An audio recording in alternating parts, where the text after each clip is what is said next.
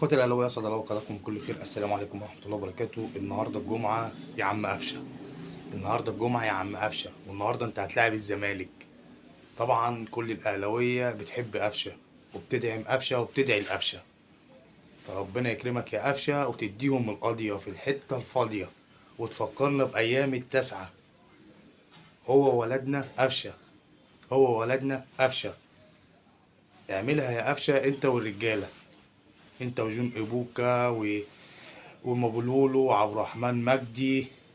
اللعيبه الحلوه دي تقدر انها تكسب الزمالك. هتقول لي تقدروا؟ اه تقدروا. انتوا لعيبه رجاله والاتحادويه رجاله وطبعا معاهم الوحش قفشه. قفشه النهارده الجمعه، النهارده الجمعه يا قفشه. ان شاء الله الساعه 9:30 الماتش يبتدي. 5 دقايق نلاقي الاتحاد جايب الجون الاول ويمتع بقى. تلعبوا اللعب الاتحادويه، لعب الاتحادويه الجميل.